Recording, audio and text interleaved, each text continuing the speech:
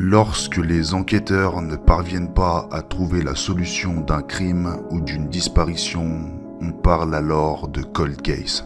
Les années passent sans que les familles des victimes ne puissent trouver de réponse à leurs questions. Bien que bon nombre d'entre eux semblent vouloir rester d'éternelles énigmes, il arrive parfois qu'un élément, un témoignage, un faisceau d'indices ou même, comme vous allez le voir, de Google Maps permettent de résoudre certaines affaires après de nombreuses années de flou. Dans cette vidéo, je vous propose de découvrir l'histoire de 3 cold cases qui ont fini par être élucidés après des décennies de mystère.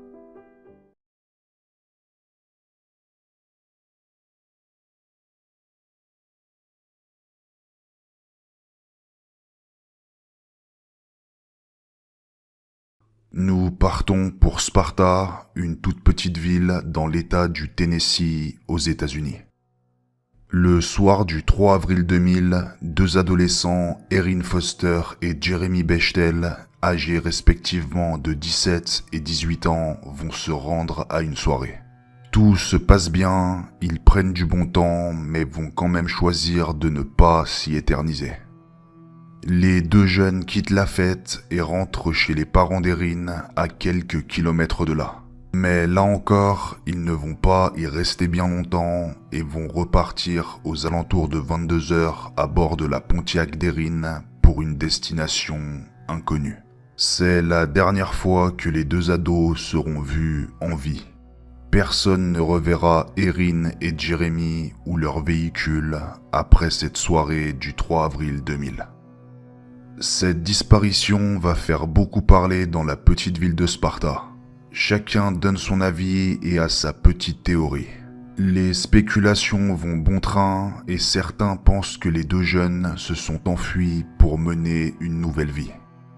D'autres imaginent qu'ils auraient pu être victimes d'un acte criminel et que leur corps ainsi que leur voiture auraient été cachés quelque part.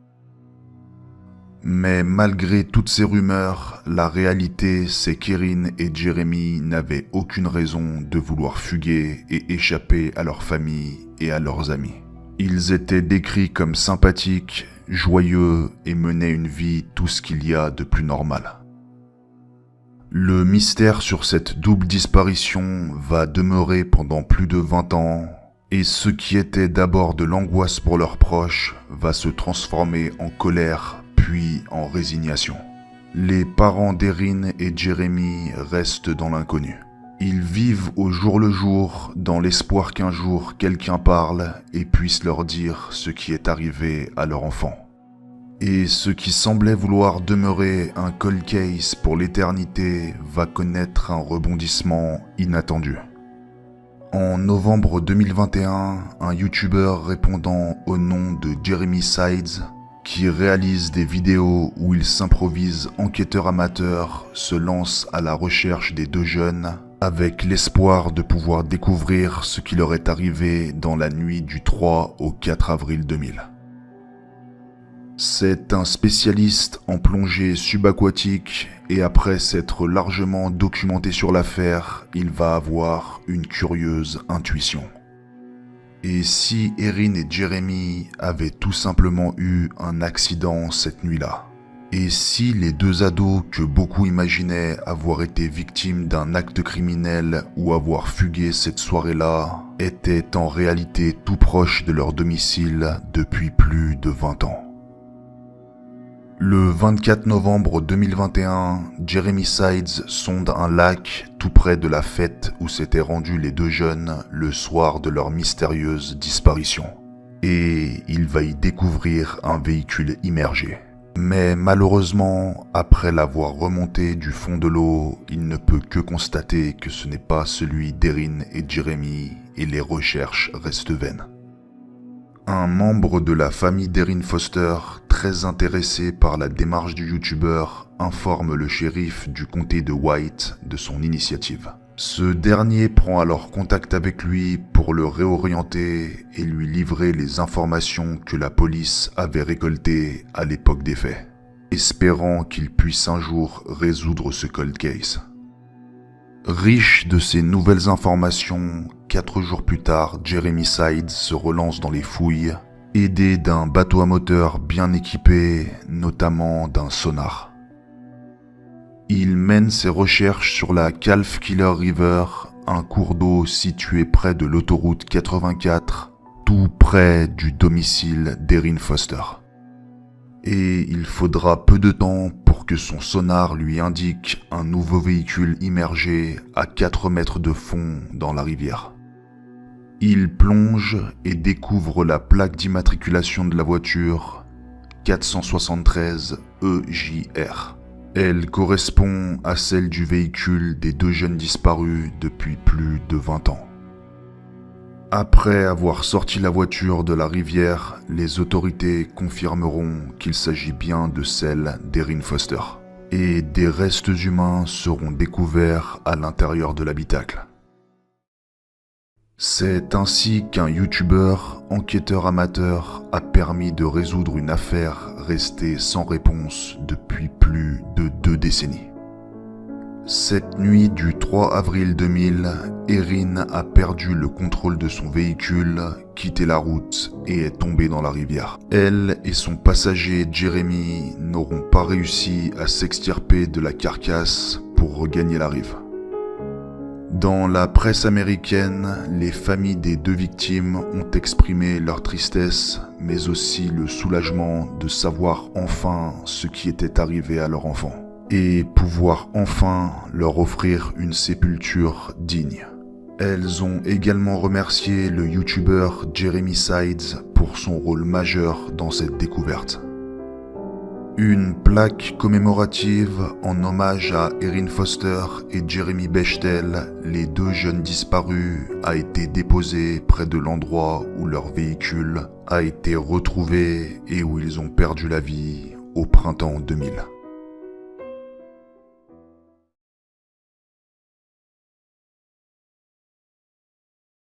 Michelle Whittaker est née le 16 août 1969 dans une fratrie de 5 frères et sœurs.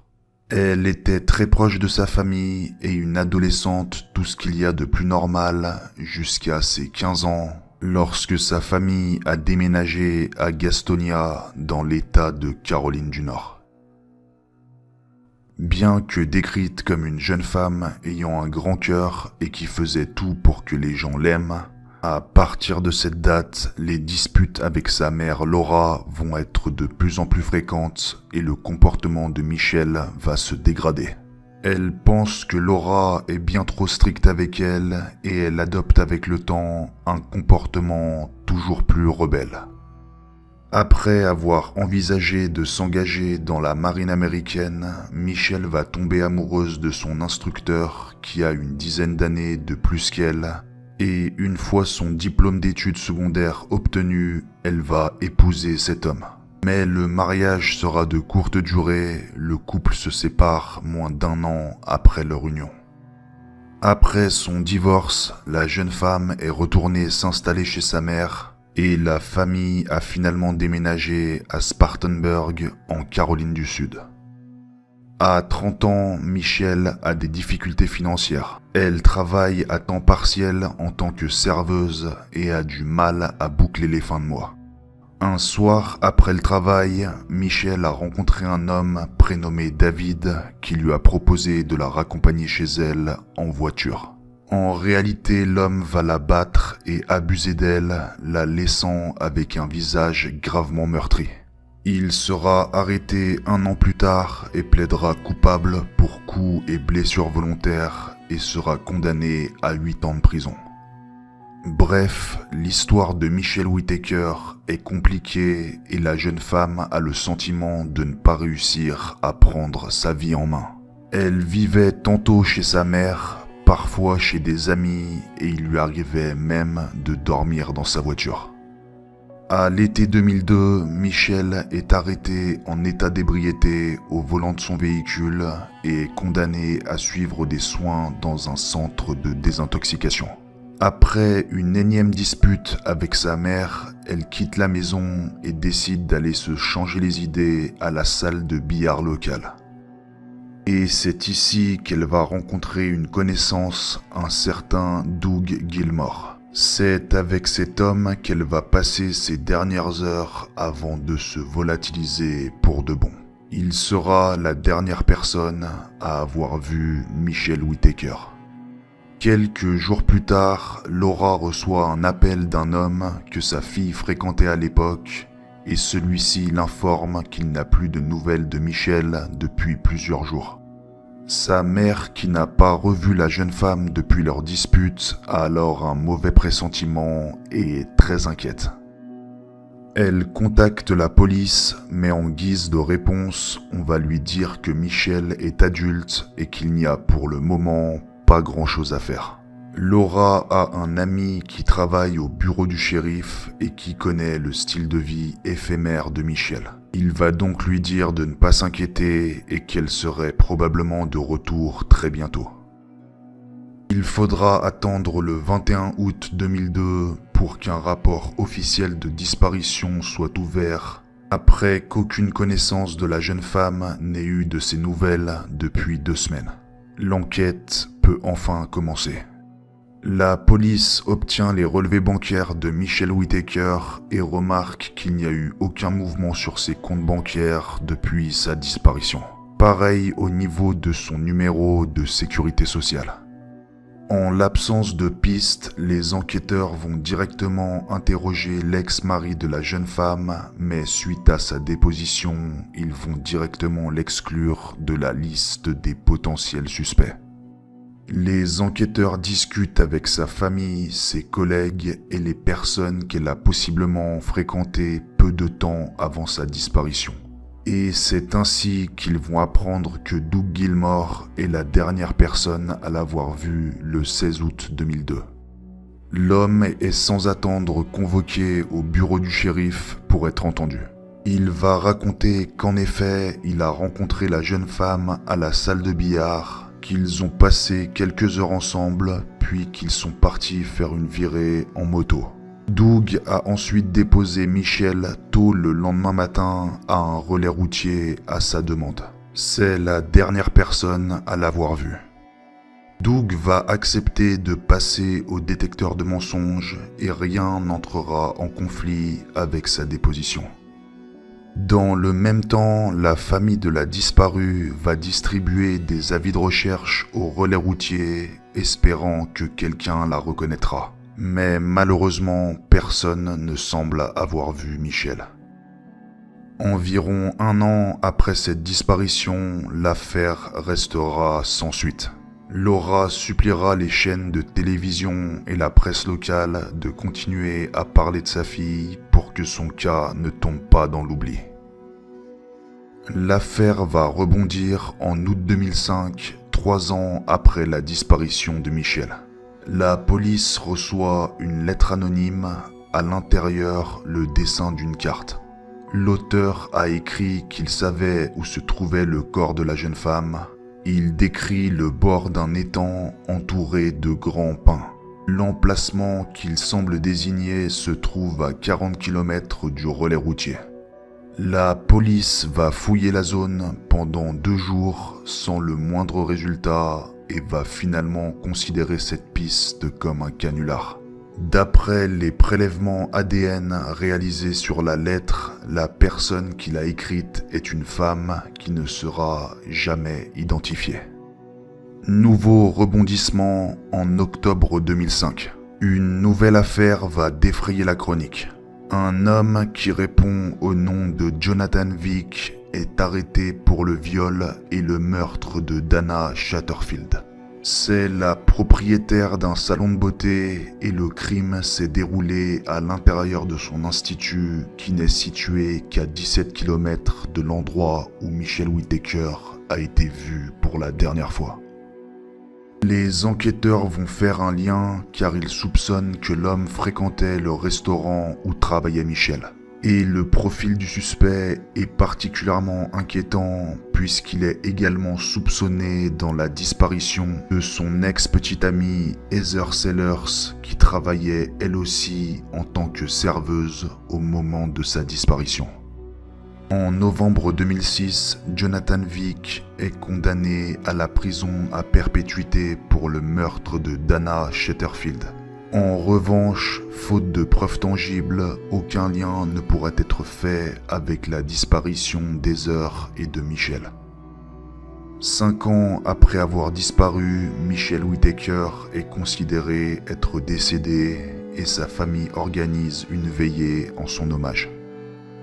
Mais un incroyable et ultime rebondissement va se produire en août 2008, presque 6 ans jour pour jour après que la disparue ait donné ses derniers signes de vie. Quelque part dans l'état de l'Oregon, une femme qui regarde un documentaire sur les affaires criminelles se déroulant aux États-Unis va tomber sur un reportage concernant le crime de Jonathan Vick. Et elle va tomber de sa chaise en découvrant les photos des potentielles autres victimes du prédateur. Et plus précisément quand elle va voir la photo de Michelle Whittaker qui s'avère être sa voisine. Elle va contacter la police qui n'y croit pas vraiment mais qui va quand même réaliser les vérifications nécessaires.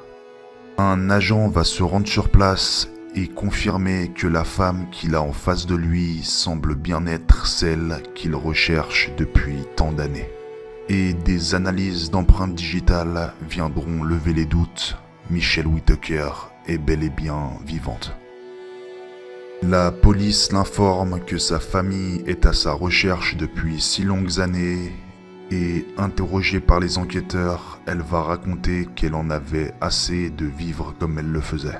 Elle a pensé que sa famille serait mieux sans elle, alors le 16 juin 2002, elle a convaincu Doug de la déposer au relais routier avec l'espoir de refaire sa vie à Myrtle Beach.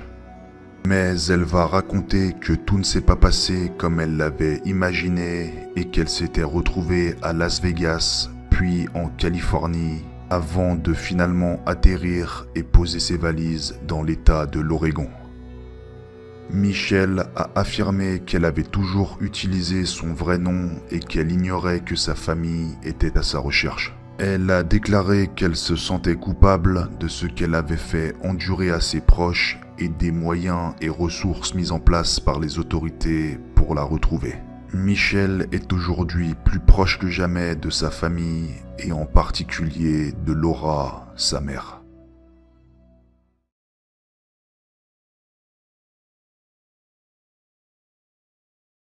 Partons maintenant pour les côtes de la Floride, dans la ville de Lantana.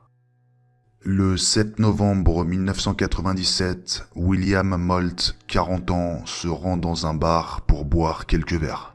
Puis, aux environs de 21h30, il téléphone à sa petite amie et lui dit qu'il sera bientôt de retour à la maison. C'est la dernière personne à entendre sa voix. Le jeune homme sera décrit plus tard comme calme et ne socialisant pas beaucoup avec les autres clients de l'établissement. Il n'était pas non plus un buveur fréquent, mais il lui arrivait de s'y arrêter seul pour prendre quelques consommations. Il est vu quittant le pub à 23h, puis il disparaît dans la nuit et ne rentrera jamais chez lui. Plus personne ne reverra ou n'aura de nouvelles de William Moult. Sa petite amie, inquiète de ne pas le voir rentrer de la nuit, va contacter la police, mais malgré les recherches menées à l'époque, aucun signe de vie du jeune homme. Pas de piste non plus. Un policier dira même que c'est comme si William et sa voiture s'étaient évaporés de la surface de la Terre cette nuit d'hiver 1997. L'enquête va s'enliser et se transformer peu à peu en cold case. Il faudra attendre près de 22 ans pour qu'un rebondissement permette de trouver la solution à ce mystère et nous prouver une fois de plus qu'il ne faut parfois pas grand-chose pour résoudre une affaire de disparition non élucidée. Le 28 août 2019, un ancien habitant du quartier devenu géomètre fait des recherches d'images satellites sur Google Maps et il va y faire une curieuse découverte. Il y voit une masse au bord du lac de Moon Bay Circle qui semble être une voiture engloutie. Mais il le sait, les images satellites ne sont pas en direct et datent de plusieurs mois. Alors, il fait appel à un ami pour y faire une reconnaissance à l'aide d'un drone et voir si sa découverte se confirme. Et en effet, il y a bel et bien un véhicule immergé au bord du lac. Il va alors contacter la police pour les alerter de sa trouvaille. Une fois la voiture sortie de l'eau, les autorités vont y découvrir des restes squelettiques et une semaine plus tard, le travail d'identification révélera qu'il s'agit bien de la dépouille de William Moult, disparu 22 ans plus tôt. Concernant les causes du décès, on peut penser qu'il a perdu le contrôle de son véhicule et a été victime d'une sortie de route et qu'il est tombé dans le lac sans parvenir à en refaire surface. Mais la porte-parole de la police de Lantana sera plus prudente, annonçant qu'on ne peut pas aussi facilement déterminer ce qu'il s'est passé il y a tant d'années. Tout ce que nous savons, c'est qu'à l'époque, il a disparu de la surface du globe et que maintenant, il a été retrouvé. On apprendra par ailleurs que la voiture était visible sur les images satellites de Google Maps depuis 2007. Il aura donc fallu 12 ans pour qu'un internaute tombe dessus et s'y intéresse. C'est ainsi que le cold case William Moult a pu être élucidé et apporter une partie des réponses que sa famille attendait depuis de si longues années et leur permettre enfin de faire leur deuil. C'est la fin de cette vidéo, merci de l'avoir suivi. Si elle t'a intéressé, n'hésite pas à lui donner de la force en la likant, la commentant et la partageant. Et n'oublie pas de t'abonner en activant la petite cloche pour ne pas manquer les prochaines. Et de mon côté, je te dis à très vite pour de nouvelles histoires vraies.